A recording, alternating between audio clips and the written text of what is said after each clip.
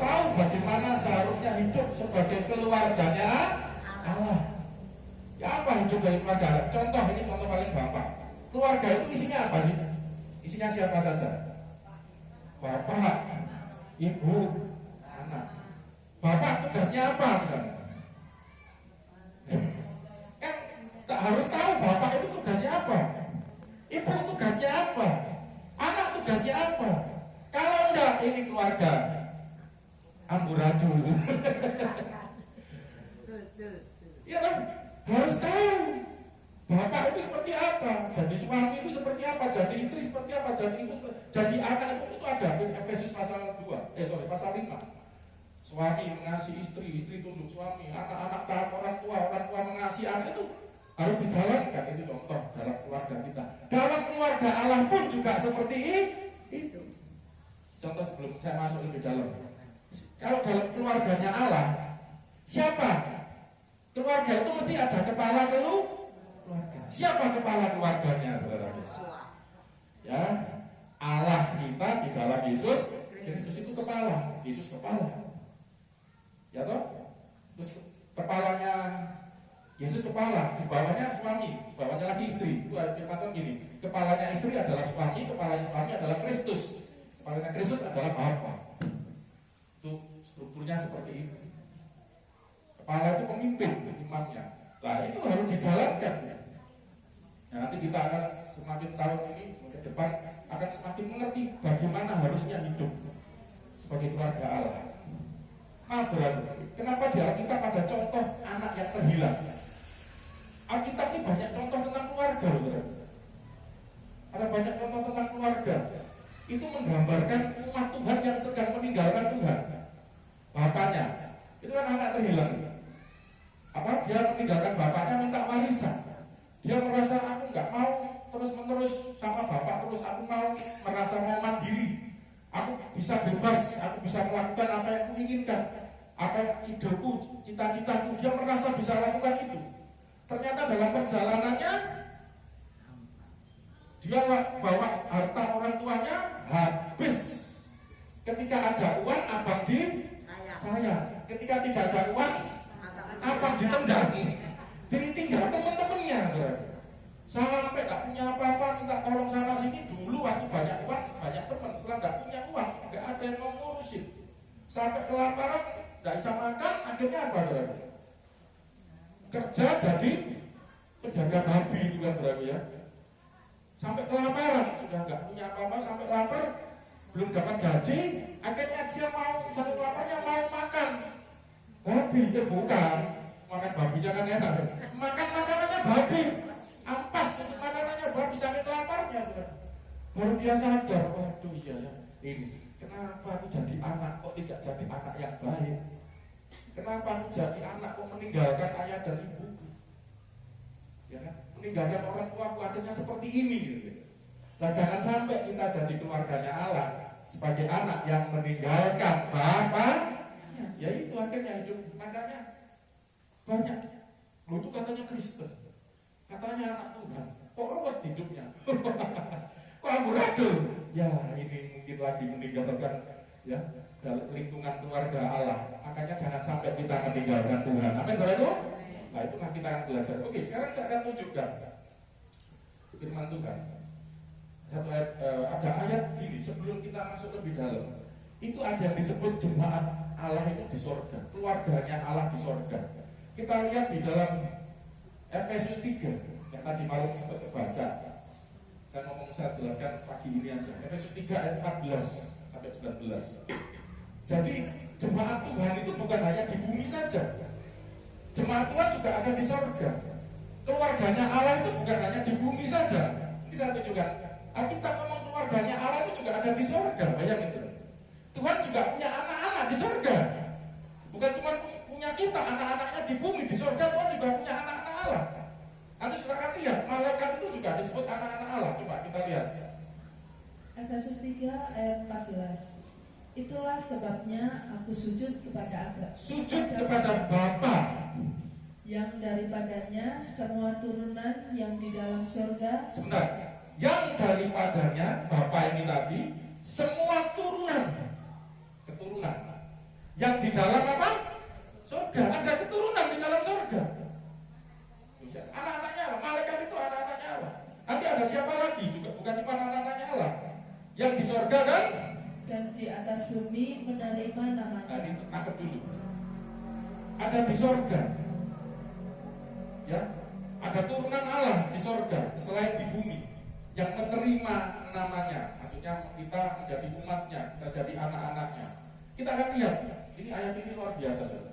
Ibrani 12. Ini kalau Anda ngerti ini luar biasa. Orang Katolik ngerti ini, tapi menurut saya maaf ya beda mempraktekannya dengan kita. Mereka kalau berdoa ada melalui, karena di surga itu ada santo-santo, orang-orang suci, jemaat-jemaat Allah yang dulu sudah meninggal, itu nanti disebut roh yang sudah sempurna. Ya. Terus kadang berdoa perantara seperti itu. Kalau kita nggak perlu sampai seperti itu. Kita juga cuma supaya tahu bahwa kita ini terhubung. Ya, coba lihat Ibrani 12 ayat 18 sampai 24. Sebab kamu tidak datang kepada gunung yang dapat disentuh dan api yang menyala-nyala, kepada kekelaman, kepada kegelapan dan angin. Ini gambaran ketika umat Israel di Gunung Sinai. Saudara bisa mengerti yang dimaksud ayat ini. Terus kepada bunyi sangkakala dan bunyi suara yang membuat mereka yang mendengarnya memohon, supaya jangan lagi berbicara kepada mereka. Karena Allah berbicara dari langit, Allah berbicara dari tengah-tengah api di gunung itu. Terus suaranya mengguntur sampai seperti gempa bumi. Ada kilat sabun menyambung, menggentarkan sampai mau mati rasanya. Terus sebab mereka tidak tahan mendengar perintah ini. Bahkan jika binatang pun yang menyentuh gunung, ia harus dilepari dengan batu. Saking kudusnya, tidak boleh ada yang datang ke gunung itu, karena Tuhan sedang hadir di gunung itu. Ya, ini saking dahsyatnya. Ini umat Israel perjanjian lama, umat Tuhan, Israel itu adalah umat Tuhan mula-mula, umat sulung misalnya. Alkitab ngomong anak yang sulung, umat Tuhan yang mula-mula, umat Tuhan yang sulung. Dikatakan apa? Terus? Dan sangat mengerikan pemandangan itu, sehingga Musa berkata, aku sangat ketakutan dan sangat gemetar. Musa aja sampai takut, sampai gemetar melihat hadirat Tuhan, kedatangan Tuhan yang seperti itu. Tetapi kamu sudah datang ke Bukit Sion. Nah, ini ada perbandingan. Umat Tuhan yang sedang menghadapi kedatangan Tuhan yang begitu menggentarkan, begitu menakutkan. Bahkan ada firman Tuhan, jangan ada yang mendekat. Kalau mendekat kamu mati, kamu binasa, terlanda oleh kemuliaan. Itu baca dari di Keluaran pasal 19-20 itu. Ya. Tetapi kamu tidak, kita ini umat Allah yang tidak seperti itu. Anda tadi malam bisa nyanyi-nyanyi, amin. Bukan hanya tadi malam, sehari ini kita bisa nyembah Tuhan. Oma kesaksian tadi pagi sama saya merasakan hadirat Tuhan, urapan Tuhan. Saya sampaikan Tuhan. Waktu saudara nyanyi keliling itu, saudara, istri saya kan cerita tadi sama saya. Dia kan bawa gitu. Dia waktu nyanyi keliling itu, saudara, dia cerita sama merasakan tiba-tiba saya lihat tuh, kamu ada sesuatu ya. Saya lihat ada sesuatu yang Tuhan kerjakan dalam kamu. Iya. Aku tiba-tiba rasa berat. Kan keliling, saudara kan kotaknya mah, oh iya, saudara bawa mobil nanti saya doa. Jadi kotak itu kan isinya yang tadi malam itu kan Anda menulis doa-doa pengharapan kerinduan Anda, ya, yang Anda percaya serahkan kepada Tuhan, dimasukkan kotak itu kan untuk kita bawa pas tepat jam 00 kita berbaris seperti tentara Allah yang menghancurkan tembok Yeriko. Kita percaya. Waktu istri saya bawa itu kan saya suruh di depan karena saya main musik kan, main musik. Mas Manuel lagi demam. Anak saya kerja, gak bisa tinggalkan. Waktu dia bawa itu, saudara, dia terasa berat. Dia tahu, makanya nggak sengaja Mas juga ya. Kita suruh Mbak Ani, kita minta Mbak Ani sama siapa kemarin? Mbak Septi yang izin. Untuk itu seperti Musa. Musa itu kan pernah waktu perang orang Israel, dia disuruh Musa, angkat tongkatmu. Kalau tongkatmu kau angkat, menang. Tapi Musa lama-lama capek, namanya manusia, saudara, capek juga tangannya. Akhirnya Harun dan Hur menopang. Ya supaya kalau tangannya Musa capek, turun, kalah ya orang Israel perangnya. Mundur, terdesak mundur. Akhirnya diangkat, menang terus. Lah waktu itu istri saya sudah ditopang, Mbak Anik dan Mbak Septi. Ternyata dia ngomong, ini hal supranatural, masih berat. Ya sampai dia siap nangis, siap berdoa. Ini saudara, istri saya, dia seperti itu. Taruh Tuhan ini loh, beban-beban yang ada di dalam kotak ini, doa-doa harapan, tantangan-tantangan yang didoakan anak, itu seperti merasakan loh. Oh dia makanya, lebih sungguh Tuhan, dia bawa pertama mungkin aku dibawa nopo di bojoku, mungkin kan gitu. Namanya istri, hormat tunduk sama suami. Ayo kamu bawa ini. Tapi dia rasakan itu, dia seperti membawa itu. Wah, Tuhan aku bawa apa yang menjadi beban-beban jemaat Tuhan di tempat ini. Amin, saudaraku. Kita bawa di hadapan Tuhan. Rasakan itu, saudara. Lihat nanti tahun 2023 ini kemenangan sudah kau jamin. Katakan sama-sama, aku percaya. Siapa yang menjamin? Bukan saya. Siapa yang menjamin? Tuhan Yesus. Allah yang ada di dalam Yesus Kristus. Yesus itu Allah yang ada di dalam Yesus. Karena kita menyembah Yesus. Karena kita percaya di dalam Yesus itu ada seluruh kepenuhan Allah. Kolose 1 ayat 19, Kolose 2 ayat 9, sama ayat bicara seperti itu. Oke, terus tetapi kita enggak seperti umat Israel yang harus gentar, yang mengalami fobia. Bahasa Yunani takut itu fobia, ketika datang sama Tuhan. Bahkan dekat pun kamu mati. Kita enggak. Kita tadi malam begitu menikmati, bahkan tadi kita nyanyi. Oh, kita merasakan Tuhan begitu dekat dengan kita.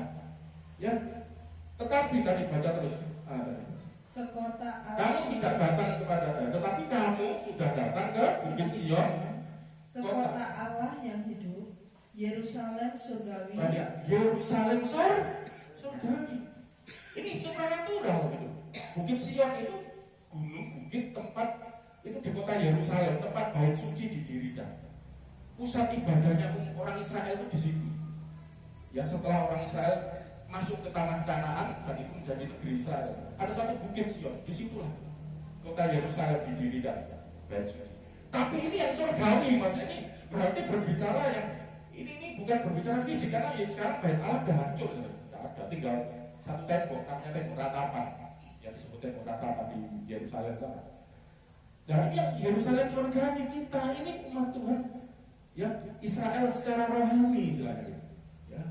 Puji Tuhan, dan kita datang bukan kepada gunung yang menggentarkan tadi, yang kamu datang kamu bisa celaka, bukan terlanda kekudusan Tuhan, tetapi dengan kedatangan Yesus, darahnya dicurahkan, menyucikan kita sehingga kita layak. Katakan layak, satu ketiga, layak itu halal. Halal itu anaknya layak, pantas, boleh. Ya makanya makanan ini halal, boleh. Layak dimakan, ini haram, nggak boleh, nggak layak. Anda itu halal untuk datang kepada Tuhan, amin.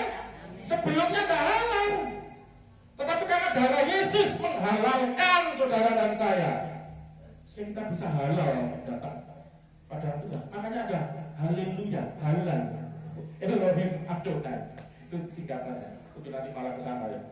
Kita datang kepada Yerusalem surgawi terus.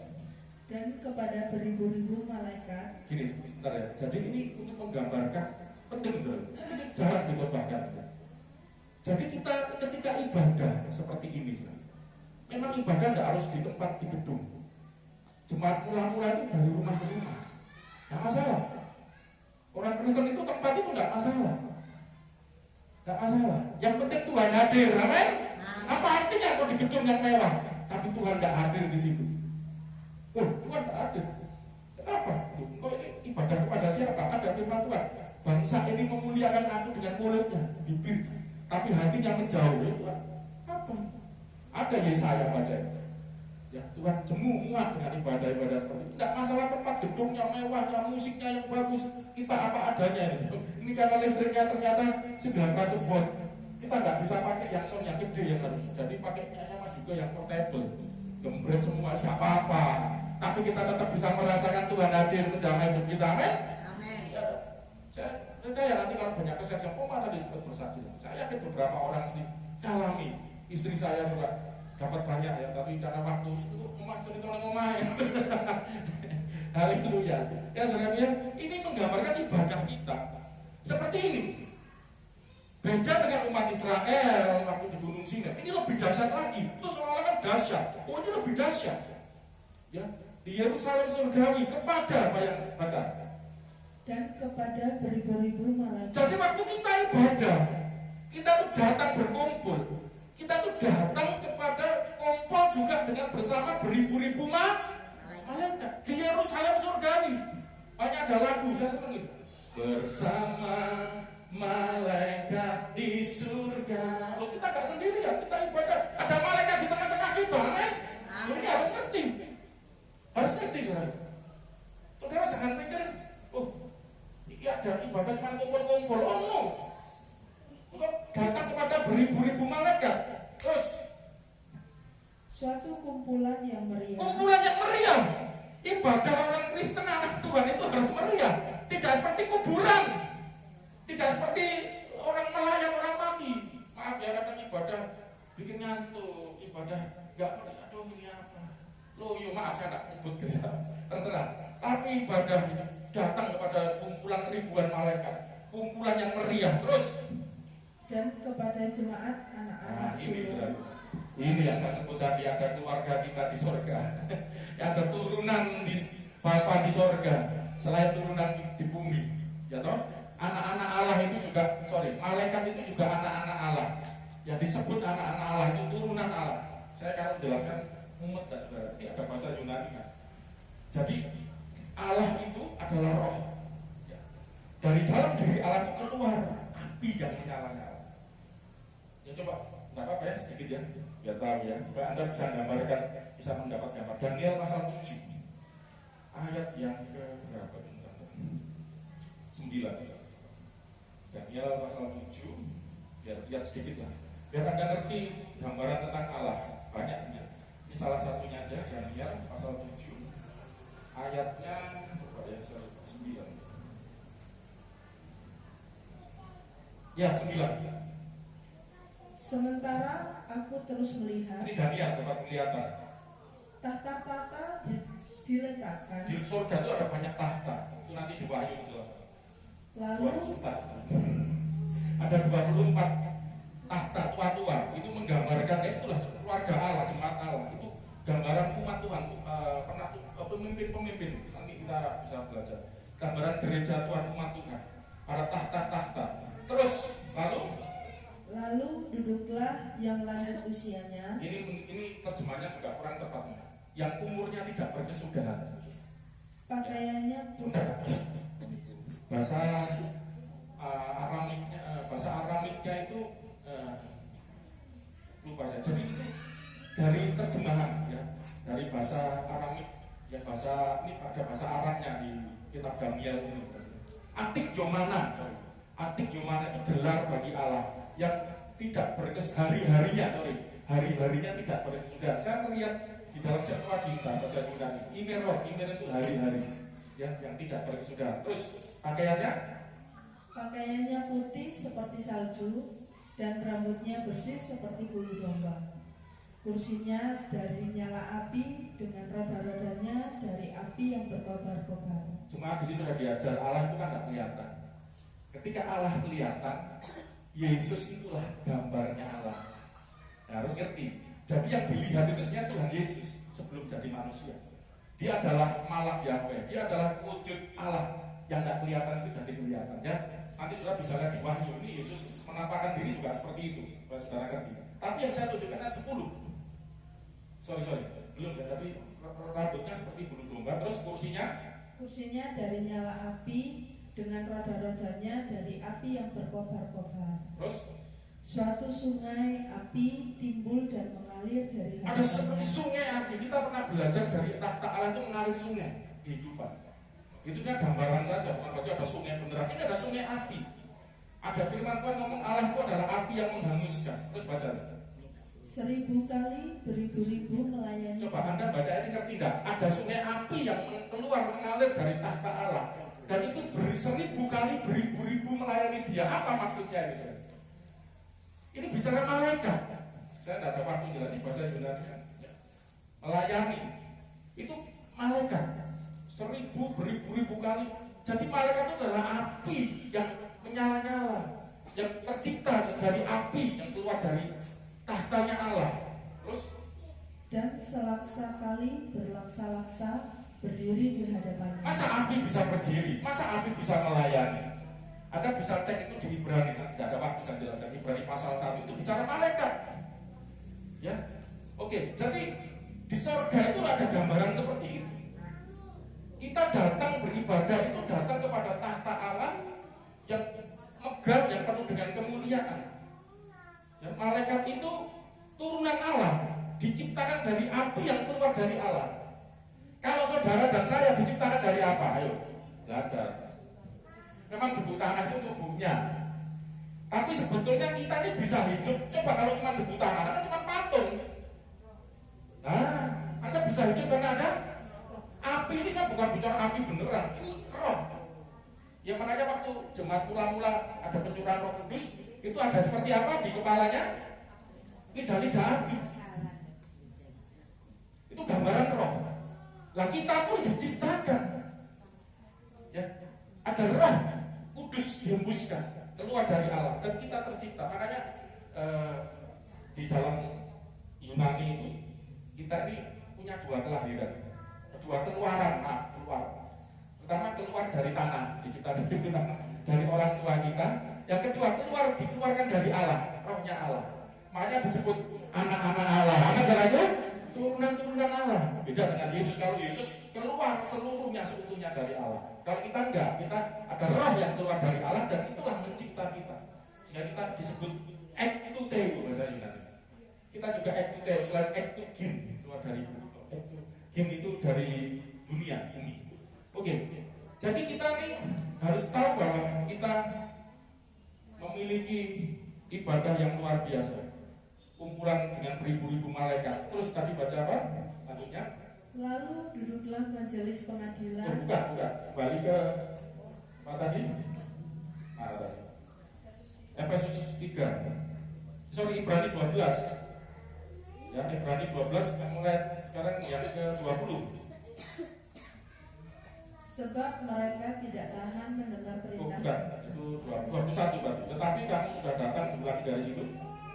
Kamu sudah datang ke Bukit Sion, terus ke kota Allah yang hidup, ke kota Allah yang hidup, Yerusalem surgawi, dan kepada beribu-ribu malaikat, suatu kumpulan yang meriah, dan kepada jemaat anak-anak sulung, siapa ini? Yang namanya terdaftar di surga, dan kepada Allah. Juga pada jemaat sulung yang namanya terdaftar di surga. Di surga itu ada jemaat bersama malaikat. Jemaat yang apa? Saudaraku sulung, disebut jemaat yang sulung. Maksudnya apa? Sulung itu yang duluan. Ada umat Tuhan yang sudah mendahului kita sejak zaman Adam. Mereka sudah mendahului dan sudah mati waktu Yesus. Ingat sudah mati kan jadi gempa bumi. Kubur-kubur kan berbelah. Itu ada lukisan. Saya pernah lihat di gereja ortodoks. Saya pernah lihat ini apa? Itu menggambarkan itu. Ada orang tua. Makanya saya senang juga bisa. Ada orang tua jenggotan. Itu kayak kapan-kapan saya tunjukkan ya. Mungkin bisa lihat di Google nanti kita. Itu ada seperti orang tua, apa namanya, jenggot putih, seperti kan orang mati gitu. Terus ditarik tangannya keluar oleh Tuhan Yesus itu. Siapa ini Pak? Saya akan tanya. Saya waktu main di gereja ortodoks. Gereja ortodoks itu gereja kuno. Nyimpan lukisan-lukisan kuno. Ini Adam. Saya langsung ngerti ini. Jadi waktu Yesus mati, gempa bumi, kubur-kubur terbelah, orang-orang mati mati Yesus. Terus waktu Yesus naik ke surga, waktu Yesus menampakkan diri, mereka juga ikut menampakkan diri. Yesus naik ke surga, mereka dibawa juga naik ke surga. Itu jemaat sulung. Sejak zaman Adam sampai Yesus. Dan yang terakhir itu siapa? Saya tahu enggak siapa yang terakhir? Orang yang disalib di sebelah kanan Yesus. Waktu itu kan mau mati, Yesus ingatlah akan aku. Yesus ngomong apa? Hari ini juga engkau bersama-sama aku di mana? Di Firdaus. Firdaus itu taman Eden, paradiso. Saudara harus ngerti ini. Kita ini ibadah kita, kekristenan kita itu enggak main-main. Ya saudara bilang, ada jemaat sulung. Ya maaf, makanya saya ngomong tadi kita beda dengan gereja Katolik ya. Ada yang orang sudah meninggal di dalam Kristus, di Firdaus bersama Yesus, kita ibadah itu kumpul dengan mereka, bersama malaikat, bersama jemaat sulung ini. Tapi kita tidak berkomunikasi lah, ini masalahnya. Saya pernah dengar soalnya saudara Katolik berdoa kepada Tuhan melalui Santo Yosef kepada Santo. Wah ya Lilis terserah lah, karena saya enggak. Linda tahu ya? Hah? Benar, seperti itulah ya saudara. Itu canda, nggak enak ngomong. Tapi intinya kita enggak seperti itu. Paling tidak kita tahu bahwa ibadah kita ini tidak main-main. Kita ini punya suatu persekutuan yang luar biasa secara surgawi. Terus dan kepada Allah. Jadi kita ini juga datang kepada Allah. Jadi saya ulangi, pertama pada ribuan malaikat. Kedua kepada jemaat anak sulung. Yang ketiga kepada Allah. Coba hilang sih. Dan kepada Allah yang menghakimi semua orang, dan kepada roh-roh orang-orang benar yang telah menjadi sempurna. Itu tadi, orang-orang benar yang jadi sempurna. Terus dan kepada Yesus, pengantara perjanjian baru. Dia adalah Allah yang menyatakan diri dalam wujud kelihatan gambar Allah, dan kepada darah pengercikan yang berbicara lebih kuat daripada darah Habel. Ya. Jagalah. Sudah sampai situ. Jagalah supaya kamu jangan menolak Dia yang berfirman. Yes. Jadi maksudnya gini loh, hormatilah ibadah itu. Dengar baik-baik. Maaf, kalau Anda tidak menghormati, ini cuma sekedar tulisan. Apa itu ribuan malaikat? Apa itu ketemu dengan jemaat sulung? Ketemu dengan Allah? Ketemu dengan roh-roh orang yang sudah sempurna? Ketemu dengan ini? Saudara pernah tidak baca ayat ini? Paulus ngomong, kalau aku tidak hadir, tapi rohku hadir bersama-sama kamu. Bayangin saudara. Kadang kita baca zaman sekarang apa ini? Ini kayak mistik.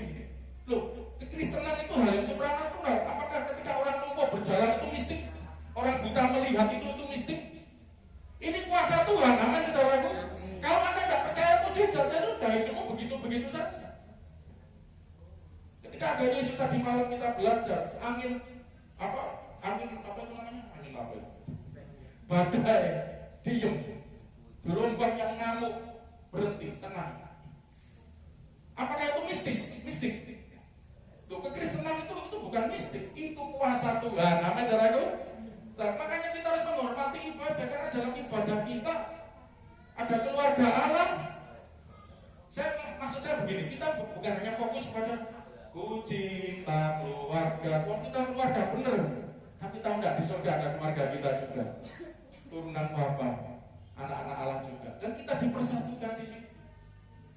Supaya saya ngajar gini supaya Anda merasa gini lebih apa ya, ibadah itu lebih rohani. Maaf saya ngomong, tidak hanya sekedar jasmani. Kita hanya duduk nyanyi. Maaf, kita karismatik pun sudah kadang jadi kebiasaan. Ya sudah masalah lompat tepuk tangan. Tapi kalau hanya sekedar physically, hanya sekedar jasmaninya, Anda tidak akan mengalami hal-hal yang supranatural, akan mengalami hal yang rohani. Sebenarnya Tuhan sudah sediakan. Ya, oke, saya akan tunjukkan lagi Efesus pasal 1 ayat 10. Ini penting juga.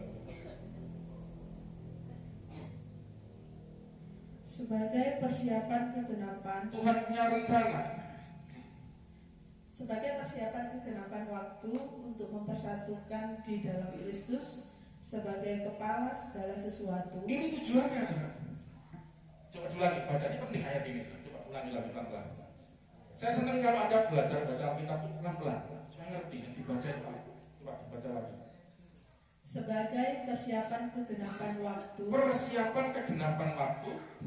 Untuk mempersatukan di dalam Kristus. Di dalam Tuhan Yesus. Sebagai kepala segala sesuatu. Sebagai kepala segala sesuatu yang baik yang di surga maupun yang di bumi. Yang di bumi. Jadi karena iman kita kepada Tuhan Yesus, kalau tadi malam kita belajar oleh imanmu Kristus ada dalam hatimu, Allah ada dalam hatimu, Roh Kudus mengurapimu. Kita sudah banyak belajar itu. Kita tidak berhenti di situ karena kita percaya Yesus, kita terhubung. Makanya ada doa Bapa kami, jadilah di bumi seperti CPS. Jemaat itu lebih bertumbuh gitu. Anda lebih ngerti. Ternyata kekristenan Islam itu tidak sekedar agama-agama maaf yang biasa.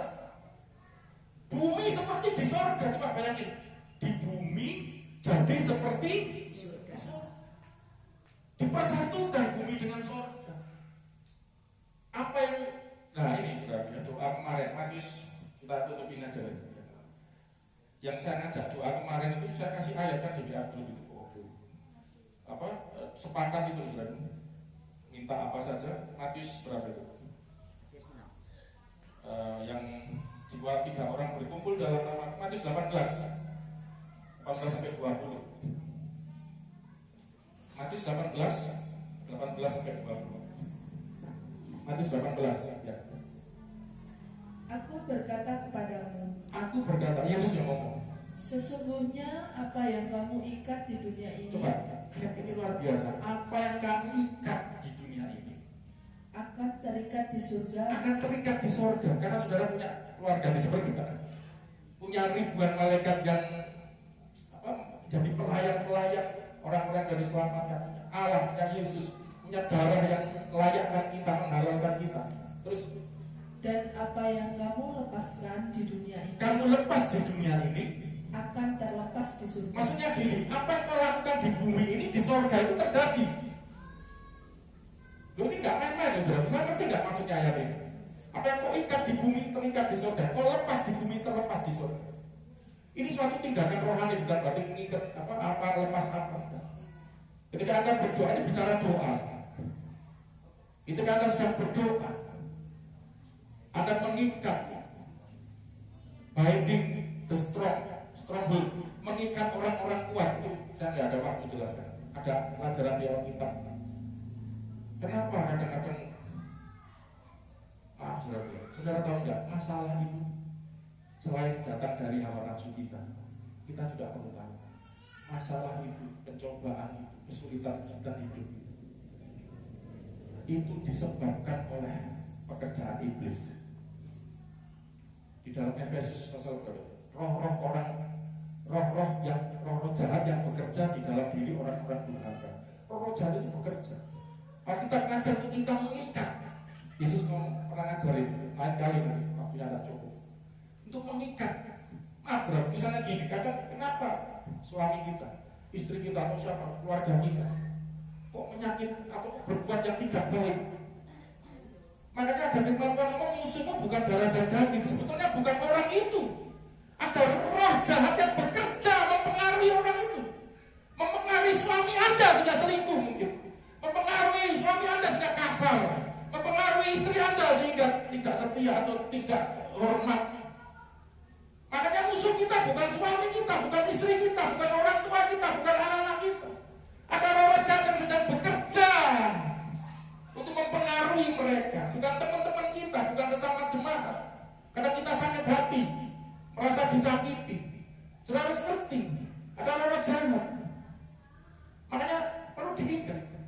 Yesus pernah ngajar, kalau kamu mau mau ngambil harta, harus kamu ikat dulu orang kuatnya, gitu. Satpamnya, yang jaga itu, bodyguardnya. Kasih contoh. Kadang-kadang kenapa orang ini nggak berubah? Kenapa orang ini seperti itu terus hidupnya? Karena ada roh jahat yang bekerja. Kita perlu ikat. Makanya saudara yang saudara musuhi jangan sesama musuhmu bukan darah dan daging, kita firman Tuhan. Darah dan daging ini sesama manusia, tapi roh jahat yang bekerja. Ikat. Lepaskan orang-orang yang terbelenggu. Yang kamu lepaskan di bumi terlepas di surga. Belenggu-belenggu apa yang membelenggu? Ini luar biasa. Kita punya keluarga di surga. Kita terhubung dengan surga. Terus baca terus. Dan lagi aku berkata kepadamu, jika 2 orang daripadamu di dunia ini sepakat meminta apapun. Ya, bicara doa itu lanjutannya. 2 orang saja sepakat minta apa saja, permintaan mereka itu akan dikabulkan oleh Bapakku yang di surga. Dikabulkan. 2 orang saja seperti bicara suami istri. Kesepakatan. Kelihatannya enak saudara ya, tapi maaf. Jujur, gak gampang ternyata untuk sepakat. Kok sistem manduk-manduk ya. Satunya minta segera kawin, satunya ikut sini. Gak gampang ternyata sepakat itu ya. Satunya mau ngalor, satunya mau ngidul, ngalor gitu. Gak gampang ternyata sepakat itu. Padahal ini penting banget.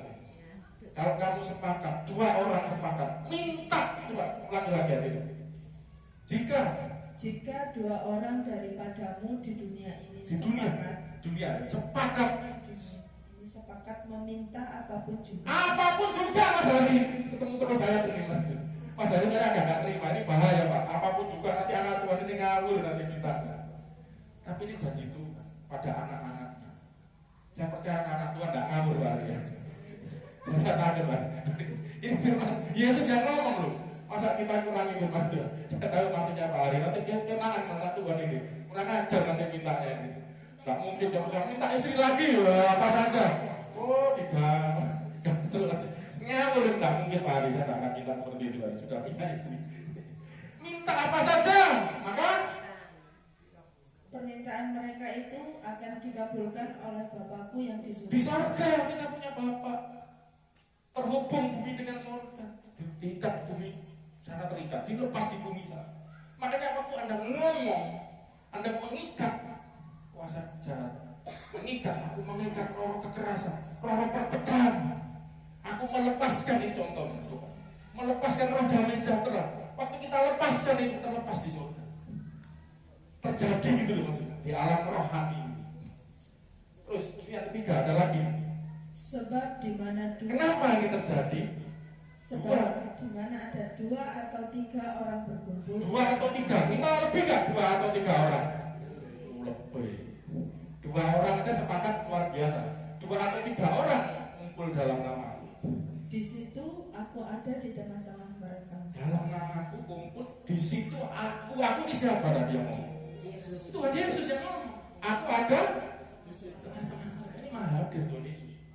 Dimanapun ada 2-3 orang, aku ada. Ini bukan sekedar Nabi Isa, no. Ini Isa Al-Masih, Hamasiah, Kristus, Sang Mesias, yang adalah Allah dalam rupa manusia. Al-Masih itu gitu. Makanya disebut anak Allah yang menyatakan Allah kepada manusia. Datang di tengah-tengah kita. Makanya jangan main-main dalam ibadah kita. Nopo ya wis Kristen yang ini wis kok urip ngene-ngene ae ya karena itu maaf. Karena tidak sadar bahwa Anda sedang terhubung dengan surga. Anda punya terhubung Yesus sebagai kepala yang mempersatukan surga dengan bumi. Anda memiliki Yesus Kristus yang olehnya kita menjadi bagian dari keluarga Allah yang ada di surga. Saya mau jelaskan ini dulu supaya Anda ngerti. Nah nanti kita di bumi ini kita mau menjalankan bagian kita sebagai keluarga Allah yang ada di bumi. Seperti kita baca tadi, Rasul Paulus ngomong kepada Timotius, kamu seharusnya sudah tahu bagaimana seharusnya hidupnya keluarga Allah itu seperti apa. Nah nanti selama 1 tahun ini kita akan belajar kita hidup sebagai keluarga Allah. Ya. Kita punya Bapa di surga.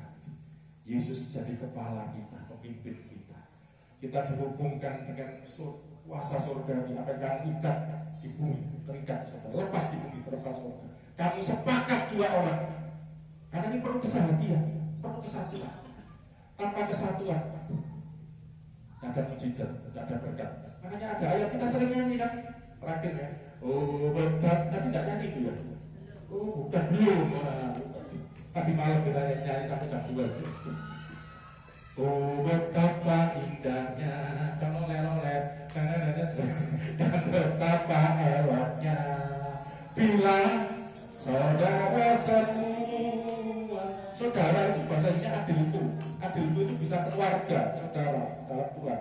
Hidup dalam kesatuan. Kalau bahasa Alkitabnya hidup rukun bersama. Kenapa? Pengurapan di kepala yang tercabut itu menggambarkan apa?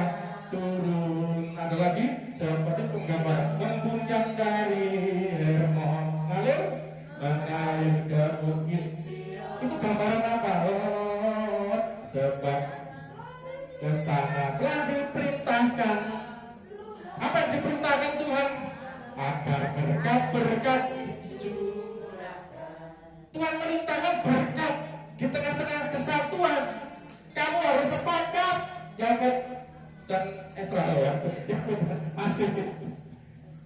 Hari Saputra dan Rupiani sepakat, rukun, bersatu. Manu dan Linda sepakat, rukun, bersatu. Tuhan perintahkan berkat turun atas keluarga Anda. Yang belum dapat pasangan segera. Oh, Lili. Oh, kamu bersatu dengan Pak Asnan, warna keluar bisa. Keluar dulu, lulus dulu. Oh, lulus belum. Cari, jangan dulu. Nah, yang usahakan nggak harus pasangan. Tuh, dengan apa teman, friend, sepakat. Dengan keluarganya sepakat. Apa yang mengikat di bumi, terikat di surga, lepas di bumi, lepas di surga. Amin, saudaraku. Mari kita akan berdoa. Nanti ada persembahan juga dari YouTube. Cuma ini mau persembahan saya nanti untuk kita saudara-saudara ya. Jadi nanti kita ini seperti kita ganti ibadah itu di tempat ini.